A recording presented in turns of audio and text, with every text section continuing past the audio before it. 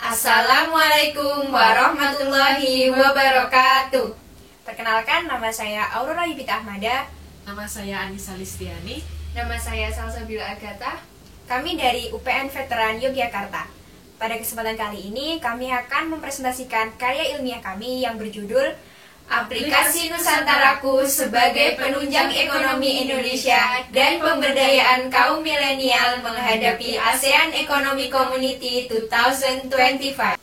Latar belakang dari perencanaan pembuatan aplikasi Nusantaraku adalah upaya yang dapat dilakukan Indonesia dalam menghadapi ASEAN Economic Community 2025.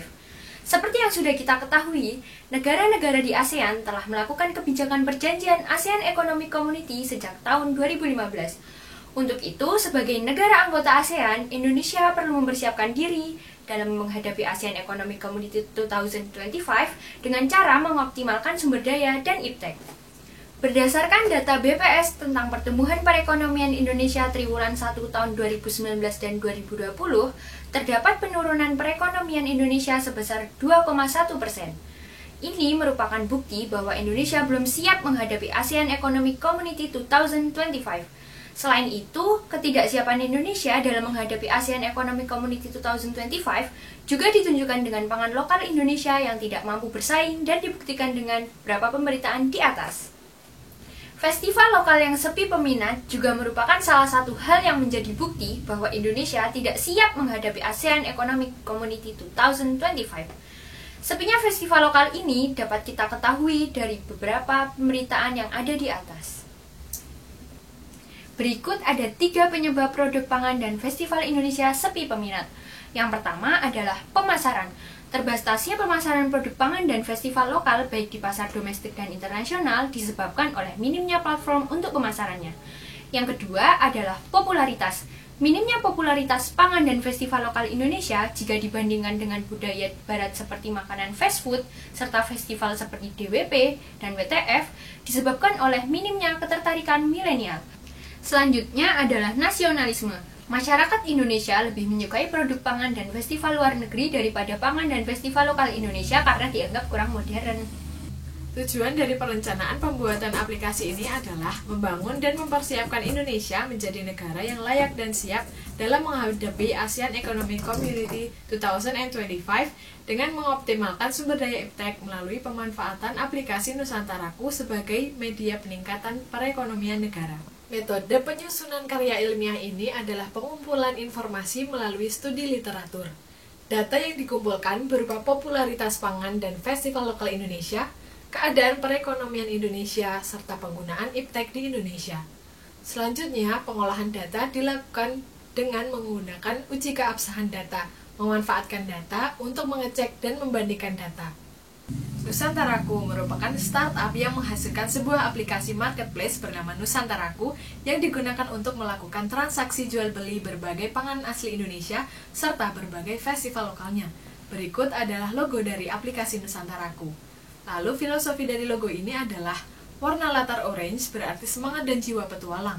Detail pulau Indonesia berwarna merah berarti semangat membara dan menegaskan bahwa aplikasi Nusantaraku ini menjangkau seluruh pulau di Indonesia tanpa terkecuali. Tulisan Nusantaraku berwarna putih berarti milenial dengan hati yang jujur dan ketekunan untuk membangun Indonesia. Yang terakhir adalah atap rumah berwarna hijau, bermakna bahwa aplikasi Nusantaraku ini bertujuan untuk memakmurkan UMKM sebagai penopang perekonomian negara.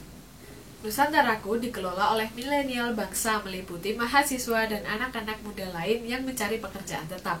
Milenial yang akan mengelola Nusantaraku bertanggung jawab dari hulu hingga hilir. Partisipasi milenial ini dapat dilakukan secara internal dan eksternal.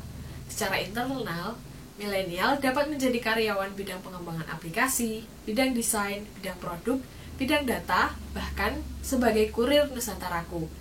Lalu secara eksternal, milenial dapat membuka toko di aplikasi Nusantaraku. Nusantaraku tidak hanya menjangkau UMKM dan festival seni lokal yang telah memiliki smartphone. Mereka yang tidak memiliki smartphone dan terkendala akan beberapa teknologi akan mendapatkan bantuan dari pihak Nusantaraku. Bantuan nantinya dapat berupa smartphone dan pelatihan-pelatihan supaya memudahkan mereka dalam kegiatan jual beli di aplikasi Nusantaraku. Untuk tarifnya nanti akan disesuaikan dengan pendapatan dan pengeluaran dari UMKM dan penggiat seni lokal yang terkait supaya tidak memberatkan bagi mereka. Hal ini dilakukan agar UMKM dan penggiat seni lokal dapat bersaing di kancah internasional khususnya ASEAN untuk menghadapi ASEAN Economic Community 2025. Rancangan awal desain aplikasi Nusantaraku dapat dilihat pada gambar berikut. Untuk tampilan awal nanti akan ada logo dari Nusantaraku, kemudian tampilan selanjutnya akan ada menu login. Pada menu login ini pengguna diminta untuk memasukkan email dan password yang telah didaftarkan sebelumnya. Untuk pengguna yang belum memiliki akun nantinya akan diminta untuk melakukan pendaftaran terlebih dahulu. Pada tampilan berikutnya nanti akan ada dua submenu, yaitu pangan lokal dan festival lokal. Pada submenu pangan lokal nantinya akan ada 3 tampilan, yaitu makanan, minuman, dan camilan.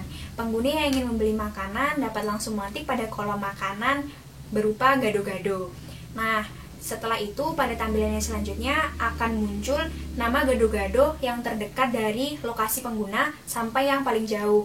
Jadi lokasi-lokasi makanan gado-gado ini tidak hanya terbatas pada satu kota saja, tapi menjangkau seluruh Indonesia karena makanan yang dijual ini dapat berupa frozen food atau makanan siap makan. Ketika pengguna telah memilih satu tempat untuk memilih gado-gado yang cocok, pada tampilan selanjutnya akan muncul gambar gado-gado, sejarah dari gado-gado tersebut, deskripsi produknya, kategori produknya, stok, harga, dan metode pemesanan. Untuk metode pemesanan sendiri ini dapat berupa pre-order ataupun ready stock. Setelah sekiranya cocok dengan beberapa ketentuan yang ditampilkan pada halaman ini, pengguna dapat langsung klik di bagian paling bawah untuk melakukan transaksi selanjutnya, yaitu klik beli. Pada tampilan terakhir ini akan ada akumulasi pemesanan yang telah dilakukan oleh pengguna. Setelah itu, pengguna diminta untuk mengisi alamat pengiriman, kemudian memilih pilihan ekspedisi dapat berupa JNE, JNT, ataupun kurir Nusantaraku. Kemudian, pengguna dapat memilih bank yang sesuai dengan pengguna untuk metode pembayarannya. Setelah semua transaksi selesai, di bagian paling bawah nanti akan ada total rupiah yang harus dibayar oleh pengguna. Setelah pengguna merasa itu cukup, pengguna dapat langsung klik di bagian bayar sekarang untuk melanjutkan pada laman yang berikutnya. Pada bagian ini adalah bagian terakhir di mana nantinya pengguna dapat langsung menunggu makanan, minuman, ataupun camilan datang ke alamat yang telah ia isi sebelumnya. Pada submenu festival lokal terdapat kolom pencarian festival lokal asli Indonesia. Jika pengguna akan mencari festival kebudayaan khas Yogyakarta, nantinya akan muncul beberapa kegiatan yang terkait. Di dalamnya nanti akan ditampilkan sejarah dari festival, foto dari festival tersebut, deskripsi festival, dan harga tiket masuk. Jika acara gratis, maka pada kolom tersebut akan tertulis Rp0. Apabila pengguna merasa cocok dengan festival tersebut, maka pengguna dapat klik kolom beli. Pada tampilan selanjutnya, terdapat akumulasi pembelian tiket yang harus dibayar oleh pengguna dan cara pembayaran melalui beberapa pilihan bank yang sesuai. Jika pengguna sudah membayar, dapat langsung klik ikon ya dan bisa mencetak atau mengirim tiket via email. Pada tiket dan email nanti akan tercantum lokasi kegiatan festival tersebut. Apabila festival ini gratis, tampilan ini tidak tersedia dan langsung mengarah pada map lokasi festival.